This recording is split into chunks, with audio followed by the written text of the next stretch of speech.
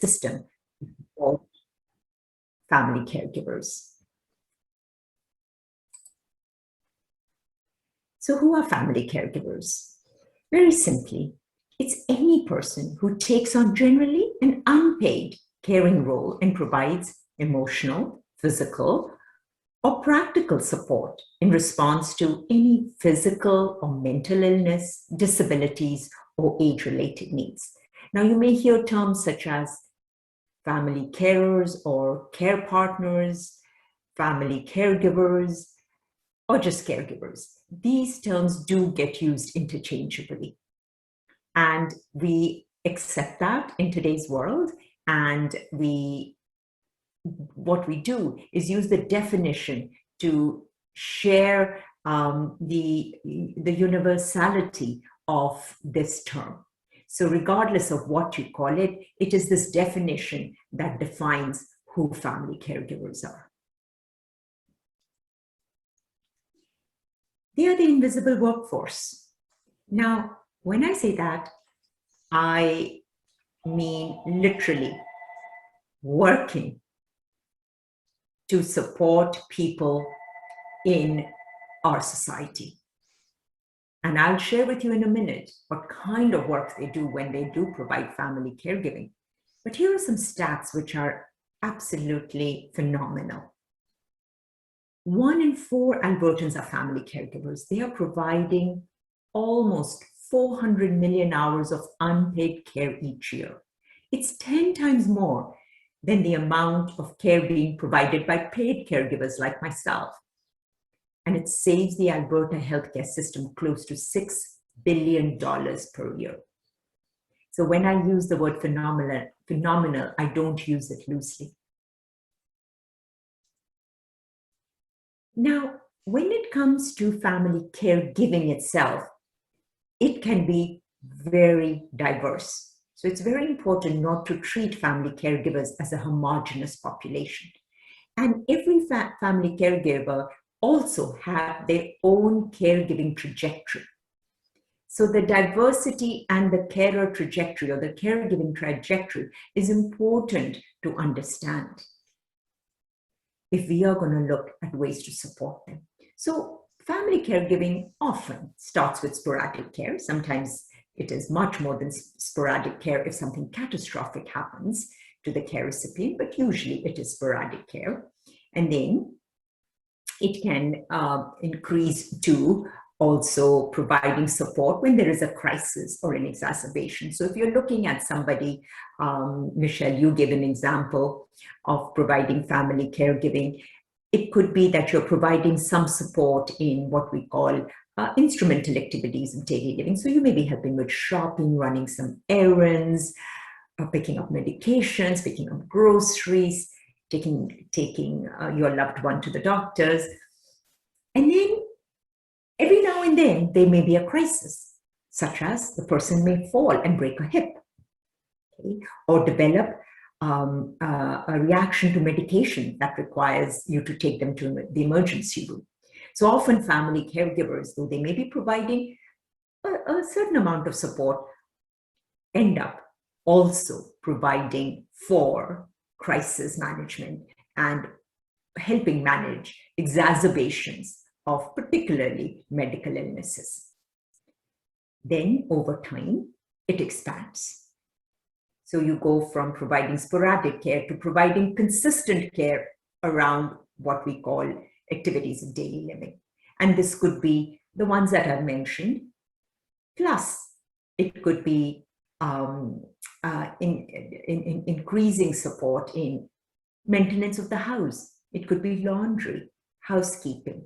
It could be yard work.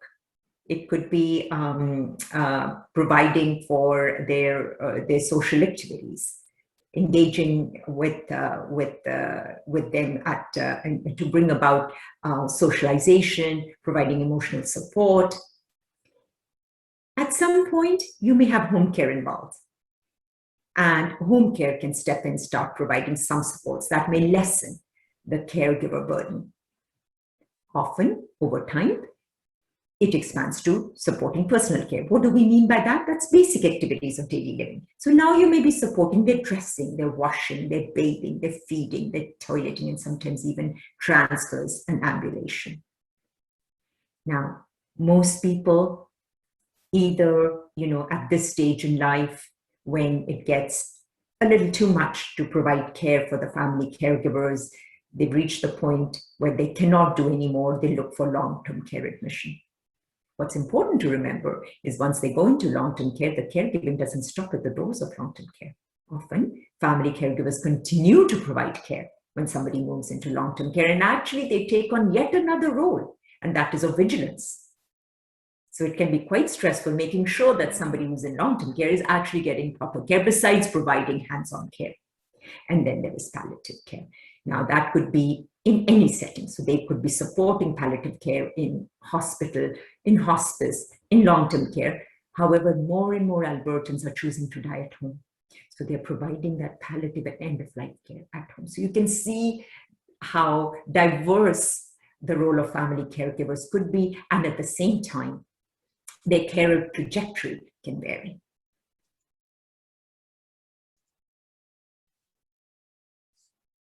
So here are some examples of this diversity of care. So here are the examples for sporadic care. And what I want to highlight here, because I'm coming from the healthcare world, is communication with healthcare providers is often a responsibility that gets taken on by family caregivers, especially when somebody develops dementia, when they are older and they are having difficulty in communicating because of various issues with hearing, etc. Or they may have language issues or cultural influences where they need the family support to provide communication. They often check in to provide emotional support. We cannot say enough about what family caregivers do to support people emotionally when they develop mental illnesses or physical illnesses or age-related needs. Running errands is a common sporadic care example. Household care, I already mentioned a variety of examples under household care. And these are critical. People cannot actually exist without these activities being supported. And that cannot be taken lightly. And it can be actually quite time consuming to provide financial management, household management, your transportation, and then also your managing situations and crises. When it gets to personal and medical care, usually the care becomes quite exhausting because now you're there 24/7 because the basic personal care has to be provided. So on a daily basis, people have to dress and wash and groom and eat and toilet, etc. And then examples of end-of-life care. So the one area I'd like to point out here is advanced care planning. There's a lot of decision-making that family caregivers need to get involved in when it comes to advanced care planning and doing what we call substitute decision-making. But then they're heavily involved in minimizing in providing what we call comfort care and palliative care, and that is minimizing suffering. And that means managing those symptoms the person is suffering from at the end of life. So often when family caregivers are present, where it could be in long-term care hospice, but particularly at home, that becomes their goal. And you can imagine how paramount it is for them to address that need. Now, most family caregivers are willing to do this, and they do it out of love and reciprocity and duty. However, what we cannot ignore is the rising burden on family caregivers. So we have known now for over a decade, if not more, that there are rising levels of anxiety and loneliness in family caregivers, besides effect on their mental health and physical health and financial health. And what the pandemic has done has exponentially increased all these effects on caregivers. So we are seeing worsening of mental health, physical health, more out of pocket expenses, besides exponential increases in anxiety and loneliness. And as I said, family caregiving per se is not the reason for distress or burnout. And we have evidence to show that most family caregivers actually want to do this and they find it rewarding. However, there are certain factors, and as Sharon often says, it's the load and length of care that makes it burdensome, which causes stress and burnout. And think about when you go to work. When do you get stressed? When you have too much work and you're working long hours, right? So it's no different. When family caregivers are doing all this work, especially if they're putting in more than 20 or more hours of care weekly, they're living with the person who is receiving care from them, and they're caring for people with moderate to severe impairments. And this could be function, it could be cognitive, it could be behavioral problems, it could be depression, and when they provide medical treatments. And this is just another statistic for your interest. The Health Quality Council of Alberta in 2019 put out this report that family caregivers on average are putting in 115 hours per week on average, caring for the person at home. And this is people who are on home care. So 115 hours a week spent caring for someone who probably is quite frail if they are on home care. It is equivalent of 2 jobs and more. And what COVID-19 has done, it has made this caregiving experience even more lonely, isolating, and defeating for family caregivers who were already struggling. So now we want to move into how should we support family caregivers?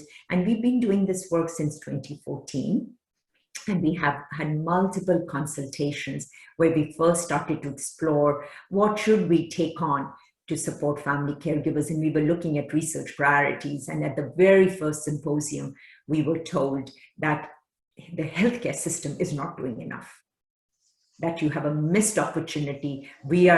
The family caregivers told us that our heartbreak is coming from interacting with healthcare providers and from all the responsibilities that the healthcare system is layering on us. So then we changed our focus and started exploring, well, what are we doing in acute and continuing care to support family caregivers? And after that, then having uncovered the paucity of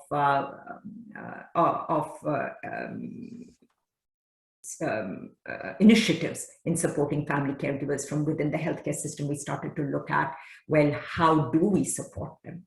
And we looked at all the recommendations that came forward, and the one that resonated and got the most attention was training healthcare providers to support family caregivers. And then we looked at, okay, we're going to train them. What are we going to train them on? And identified the domains for training. And then we validated a competency-based framework to train healthcare providers. And finally, we co-designed the education.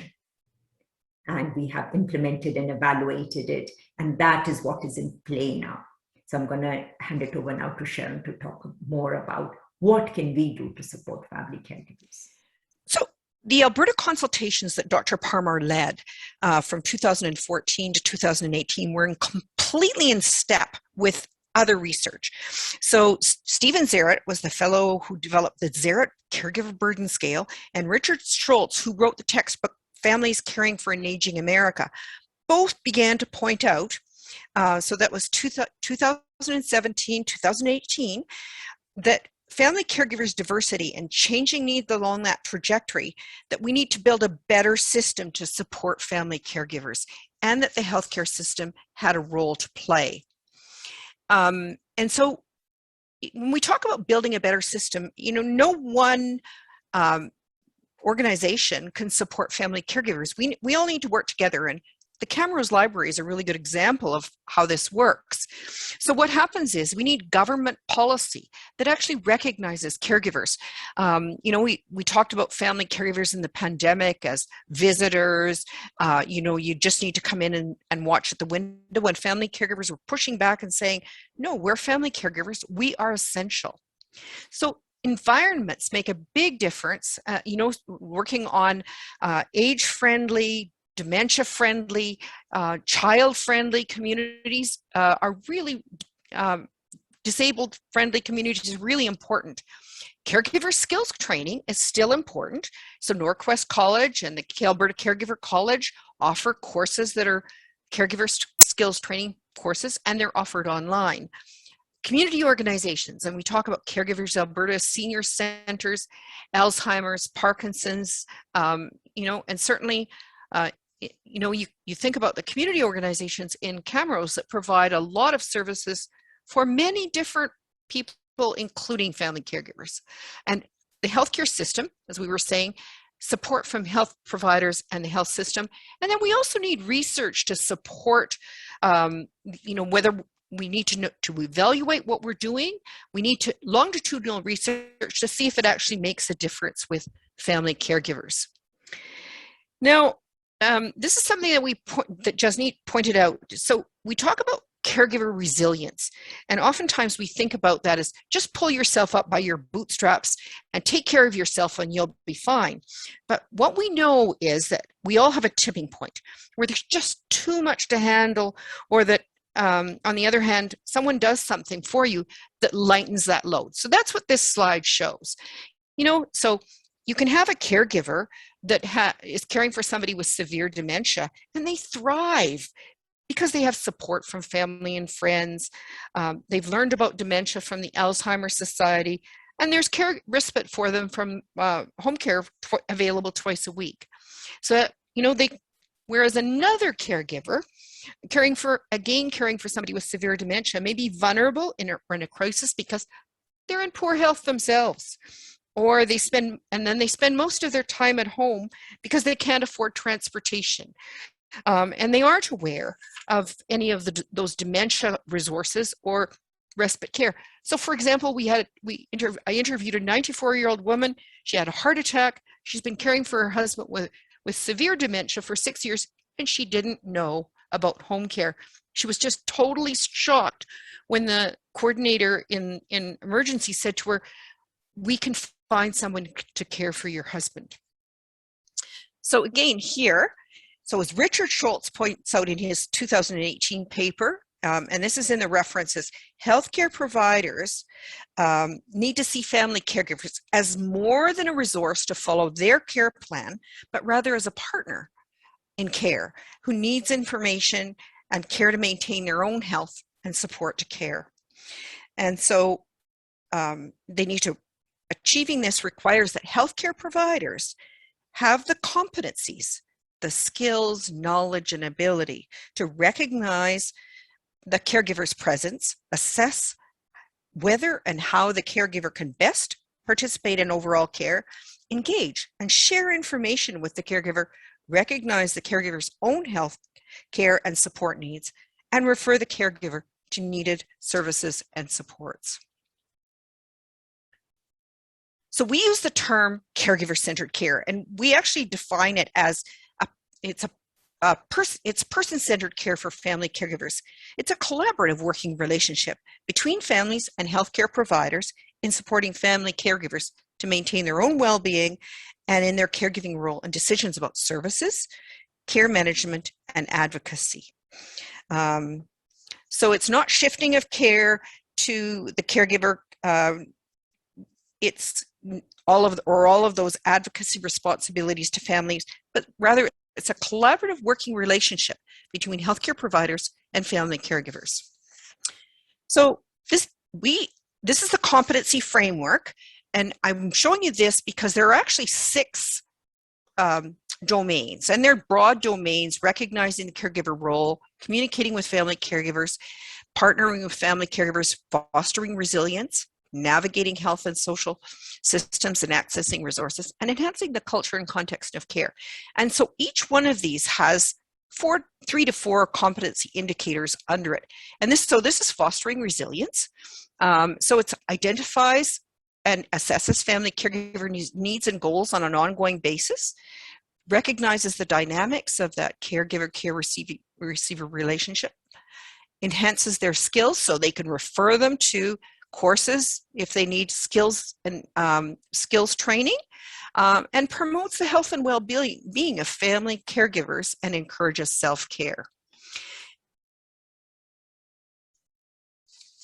So those we have 6 modules in our foundational education, and that foundational education follows Lacey, a student nurse, as she learns about person-centered care for family caregivers. And it walks people through recognizing the caregiver role, communication, partnering with family caregivers,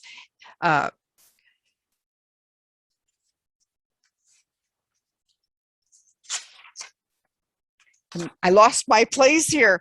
Fostering resilience with family caregivers, navigating the health and system, and that mentoring and modeling and making sure that you're providing that caregiver-centered care. And it's free online. The foundational education takes about an hour. And because of COVID and some of the problems that we got into with family caregivers being excluded, the question is how do we welcome them back into care situations? And so we have our COVID-19 education, and it focuses on communicating healthcare providers and family caregivers, communicating in those tough situations where there's a pandemic, or it could be a flu outbreak, or many of the things that happen. And again, it takes about 45 minutes. These are very short modules. And so this is the example of the fostering resilience one. Just a quick taste. My husband's care needs are increasing, and I don't know how I can keep up. I was a young nursing student when, shortly before my graduation, my mother, Charlotte, was diagnosed with young onset dementia. It made me a caregiver in every way. Luckily, I had lots of support. Thank you for talking with me. I didn't realize that I needed to talk. You haven't had time to think about your own needs, Lacey. You'd be surprised at how many family caregivers feel just the way you do. Exhausted, lonely, grasping for control, needing help they perhaps didn't even know they needed. That sounds exactly like me right now. Well, let's brainstorm about what you might need. What do you mean? Well, thank you. Be specific. Do you understand what your mom's going through with her illness? Yes. No, not really. I mean, I've been trained in dementia, but living with it is a completely different thing. Good, Lacey, good. Yeah, write that down. Maybe you could learn a little more. Next question. Do you have time for yourself in the day? That's easy. No. That's likely not going to change after you graduate, right? Probably not. We should be asking all family caregivers what they need in terms of support to organize their care plan. What do you mean, Cloris? Take the Goodmans, Charles and Sally. As their case manager, I check in with Sally every so often to ensure my ongoing understanding of her needs. So 1, 2, 3, you can take that. Those are for you. Super. And you have all that. Like most caregivers, she doesn't always realize when those needs change or grow. Sally's needs or those of Charles?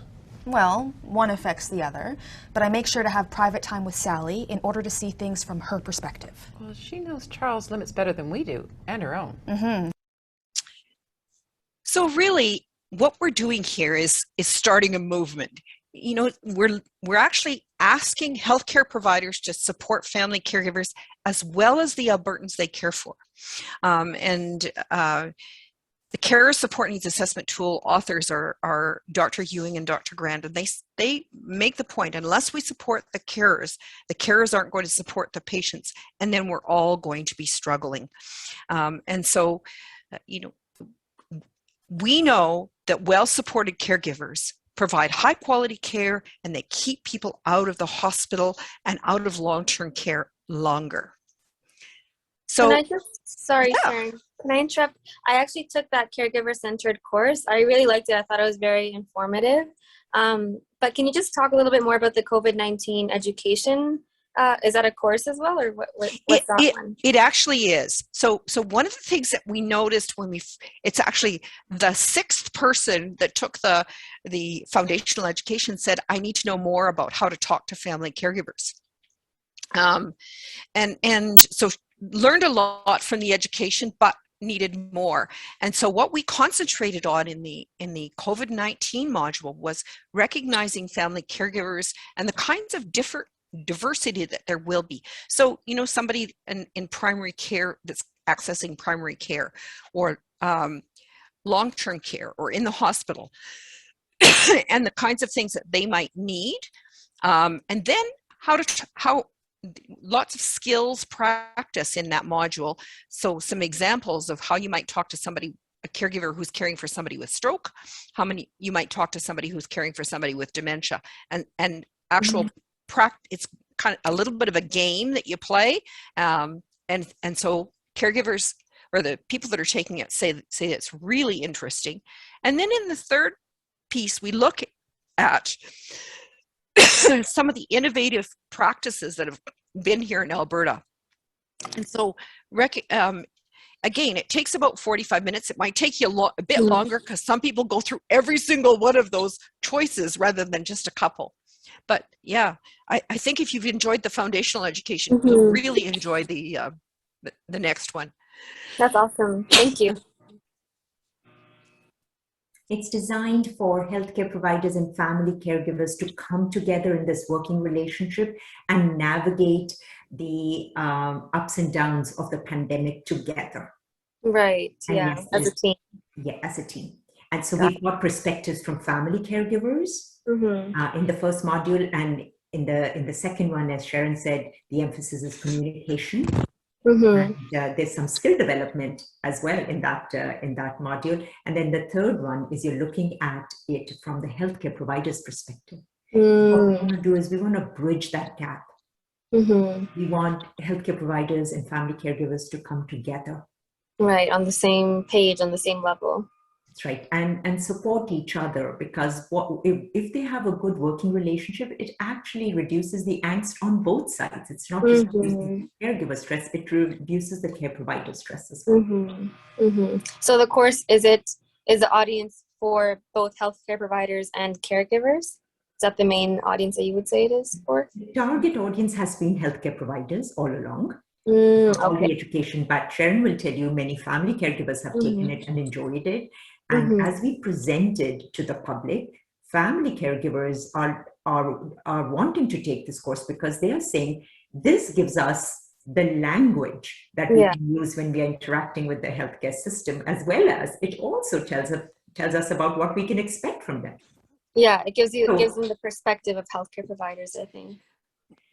And go ahead. And the real beauty of teaching healthcare providers, giving healthcare providers the skills to support family caregivers, is no matter where they are. So whether you're in Legal or Camrose or Calgary, you have a pretty good idea of what resources are available in your community.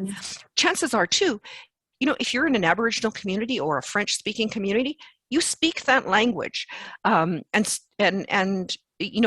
you can meet the needs of family caregivers much better than somebody who is not in your area or doesn't understand the diversity in that area. Yeah. And Crystal, really what we have uncovered is that family caregivers are looking to be recognized, to be valued, respected, and to be considered partners in care. They want information, they want communication on a timely basis, they want to be involved in decision making, they're willing to provide care, but at the same time, they want their needs identified from their lens. Of course. And then they want to have ongoing conversations with all care providers. And from within the healthcare system, it's the healthcare providers. Yeah. To access the supports that could be made available to navigate the systems of care. And we did a survey last year, and just looking at how many people during the pandemic even asked the caregivers how they were doing, which we know from evidence that in itself, just asking a family caregiver how they're doing is therapeutic. And we found only about 30% of family caregivers, even during the pandemic, when we knew that we were heavily depending on them to provide care in the community, and we were isolating them from care, that only 30% of people from within community and healthcare providers actually did a check-in with them. Wow. I'm not surprised, but that is pretty sad. So if with this, and Sharon has rightly called it a movement. So if we can start by getting all care providers to recognize these family caregivers who are already providing care, not just families, because everybody can have families, but there are usually a few that are involved in providing care. Yeah. If they can recognize who they are, acknowledge them, and do a check-in with them, even starting there. Exactly. Yeah, a huge step forward. Yeah. I remember when my grandma had Alzheimer's and she had to go to a long-term care facility, and she lived with us all my life. She broke her hip. It just sounded like a very similar trajectory that you were explaining. She broke her hip, and she wasn't, I remember that social worker came to our house and said that my grandma wasn't kind of allowed to come back home because it was dangerous for her as she broke her hip, that there was stairs everywhere, and her Alzheimer's had progressed as she was in the hospital, and there was no, it was not safe for her to come back home. But I remember my mom and my family, we all struggled with that because she lived with us all our lives. And of course, they're putting my grandma's physical health first. But I remember my mom didn't really have many supports as a caregiver. She was my grandma's caregiver for many, many years. And I remember it was just such an isolated feeling and incident to be in, that you are losing your mom to Alzheimer's, one, and two, you're forced to have your mom, who culturally lives with their kids until they're old, to go to another facility. And it just didn't seem like my mom had many supports for her own mental health and everything during that whole process. So I'm glad that we're talking a lot about it more and providing more care for caregivers, because they're a central part in this piece. We have to include them. Absolutely. And we have to have these meaningful conversations where we take the issues to them, like in the situation that you described, and then talk about what would it take, if you were, to be respectful of what the person who has the dementia, their expressed wishes were. What is the family desire? What are they desiring? What are their care needs? What is it that they are looking for? So there is an approach called CISNAT. It's worth looking at. It's Caregiver Support Needs Assessment approach. So there, what we do is we say, first start with a conversation. First just talk about what are the issues, what's going on, and then ask the family caregivers as to what are they desiring, what are they looking for, what could be their support needs. Then try to facilitate those. Exactly. Make those happen. And you're right. Sometimes, Kristen, people cannot be looked after at home, despite whatever the intent of the family caregivers is and whatever supports can be provided by others. Yeah. And that's the time mutually that you agree. Yeah, exactly. It's not, family caregivers are not being directed. It's a conversation, it's collaborative, it's mutually agreeable decision that's made. And often family caregivers don't recognize they have a right to have people at home living at risk. So as much as the system of care may say, this is not safe, families can say, we are okay in having this person live at risk because it's far more important for them to be at home with the family. And that's the kind of Education, we are fostering and Yeah. facilitating. So Yeah, it's very empowering. yeah, and it's empowering, and it also takes away that burden of responsibility from healthcare providers. Yeah. So they don't feel that they have to keep somebody in a bubble. And the other thing we fail to recognize is the bubbles that we have created, whether it's acute care or it's long-term care or any kind of congregate, is also not a very safe environment for older people, especially with dementia, etc. They actually get much better care at home. Yeah, it's best to keep them. Yeah, it's best to keep them at home for as long as possible. Yeah. In their familiar environment with familiar people in their routines. And family caregivers know these people the best. Yeah, exactly. They can tell when they are in pain, when they may be constipated, when they are unwell, when they're depressed. Whereas healthcare providers who may be on a shift often don't pick up these cues. Yeah, yeah, definitely. So there is much to be gained by educating healthcare providers and other community care providers in how to interact with family caregivers. And the most important message, besides recognition, is listening to family caregivers. Their knowledge and information should inform our care plans. Yeah, yeah, I agree. So we're redoing our survey because it made a big difference last year, because it went to all the ministers and some of the policy, these new reports that are coming out have really been informed by it, as has Elise Stolte's articles in the Edmonton Journal. So, and then today, Jasneet and I were talking to somebody from CBC radio as well. So what happens is that research feeds into practice as well. Yeah, definitely.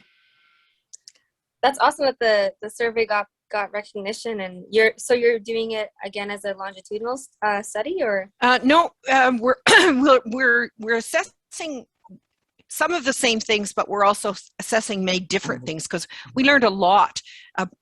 For example, we didn't talk a lot about finances, and one of the things that probably about a third of people mentioned that in the qualitative comments, that finances were a real issue. That caregiving expenses had gone up, so now the person wasn't going to the choice program or to a day program.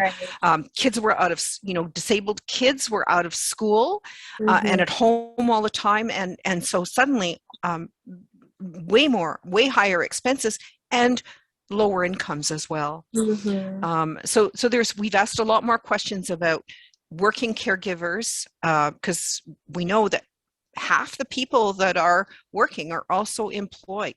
Yes. And that was one of the things when in the journal, Caregivers Alberta and Dr. Parmar both said they were talking about working caregivers and being a family caregiver as well, and the discussant from Caregivers Alberta says, "Don't quit your job." So because part of that is it will increase loneliness if you're at home 24 hours a day, 7 days a week. It's going to increase loneliness. For sure. So some questions are the same, some are different. It'll be open to the ones who took it previously, but it's open to others as well. Okay, that's good. It's not a pure longitudinal study, but we're still hoping that the aggregate data will reflect what's happened during the pandemic, and we will be able to make some comparisons with what we found at the beginning of the pandemic. And again, one of the things that we really want to encourage is people from all care settings, because normally what happens is we don't hear a lot from the caregivers in supportive living or long-term care, but we will have a lot of that, and we've asked about advocacy and that monitoring that caregivers do. So that's, is that one of the tasks you do? Right. Yeah, that's a big piece. Is you're still a caregiver when your loved one is at a senior home. You're always It's actually a funny story. My grandma ended up at a long-term care home, and my mom ended up, she was there all the time, and she made friends with the people that worked there, and she ended up getting a job there actually as a receptionist and admin. So she was there all the time visiting my grandma, and then I got a job there, so we were both there kind of caring for my grandma while on our breaks from work. It was actually very nice to have so much time there with her. I was gonna say, is the purpose of the study, like the ultimate goal, is it to inform policy in Alberta, or how does that, like the long term of the surveys, what happens with that? So one of the things that's happening right now is that Alberta is doing a whole revamping of what they call the Continuing Care Act, the Supportive Living and Congregate Care Act, and long-term care.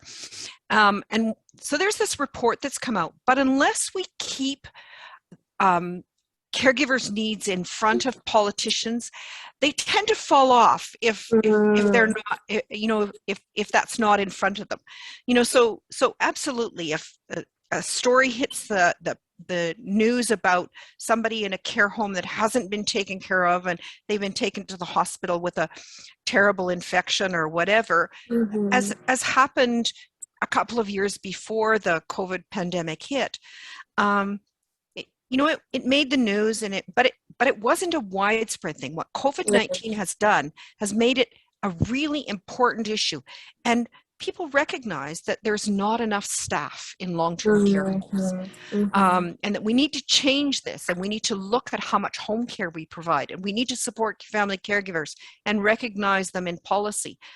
But unless that's so we've got these reports, but that doesn't make policy, and it doesn't make it that they're going to assign funding to it. Things fall off the table. So we were in a meeting with Alberta, the Alberta Association on Gerontology was in a meeting with Corinne Schwam, who's working on policy from Alberta Health's perspective, and she said it's really good to keep things in front of the politicians. So yes, we are absolutely trying to work at policy and influence policy and have caregivers included. Yeah, that's the important piece of it. So Crystal, we are trying to inform the legislative review, policy work, as well as practice. Yeah, right. We're very engaged in working with this multi-stakeholder group in actually changing practice. So we're hoping these repeat surveys will continue to inform standards of care, assimilation of education into practice, and also outcomes. So we want to look to see whether it's making a difference. Yeah, so that's really exciting work. That's amazing. Thank you. And thank you so much for coming today and joining us.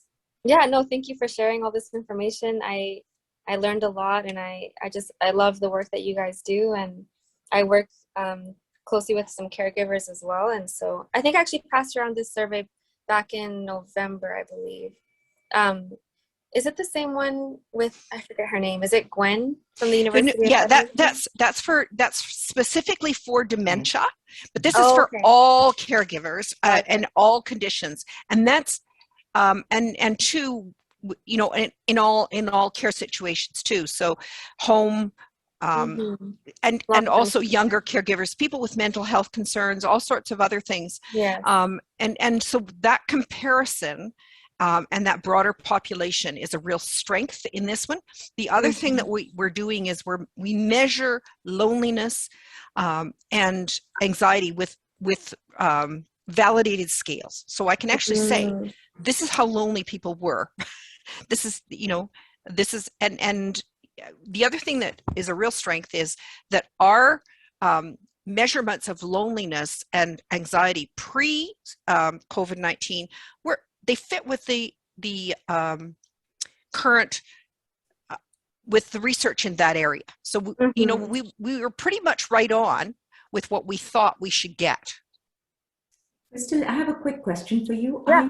Are you working within healthcare? No, I'm actually at a nonprofit called Linkages Society of Alberta.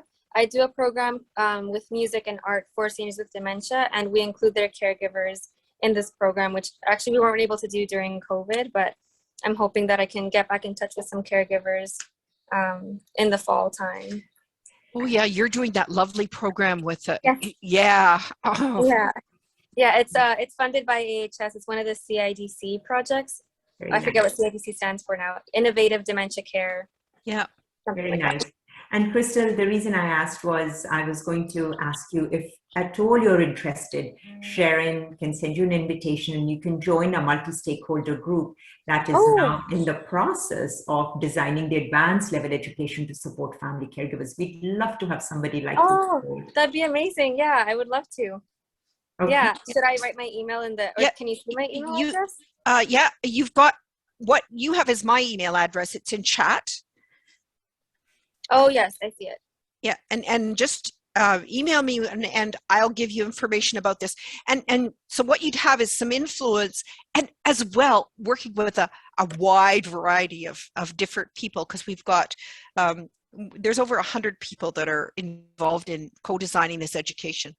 Crystal, what's your email address? I don't want to, I'm going to keep Sure, track of I you. will write it in the chat here. Thank you.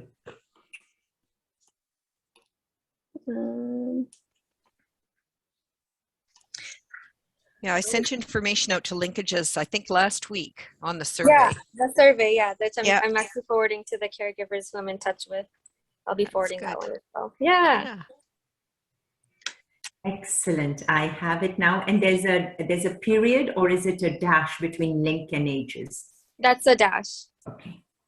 Very good. I have it. We will keep an eye Awesome. out for you, Crystal. Yeah, that was great. That's great. Thank you so much for having this. I really had a good time and learned a lot, and love conversation about this kind of stuff. It's very important. So Yeah, it's a collective impact. Everybody has to do their piece. Not one size does not fit all. No, yeah, and there's a bunch of moving pieces that we're all a part of. So, Yeah, And exactly. libraries can be a very, very important space for family caregivers to receive support. So Michelle and Shannon, if there's anything we can do to support what your enterprise is doing, please let us know. You gave us so many great ideas tonight. Yeah, I don't think that caregiver advocacy piece had been really, it hadn't clicked deep enough. And so, yeah, I think we're going to do some work around that and just that extra support that they might need. And yeah, thank you. Library can be a great resource for family caregivers to receive information. Exactly. Yeah. Very good. Well, and just knowing that it's preventable. If you can stop, if you can get some of those pieces fixed, it won't be as bad for them. So yeah. Thank you. We are right now trying to reduce stress, but really we should be preventing it. You're quite right. Yeah. Oh, that's great. All right. Thank you very much again for this opportunity. Lovely meeting you all. Yes. Thank you so much. Yes, It was thank great. you. All Take right. care, everyone. Thanks very, very much. Bye-bye. Bye-bye. Bye.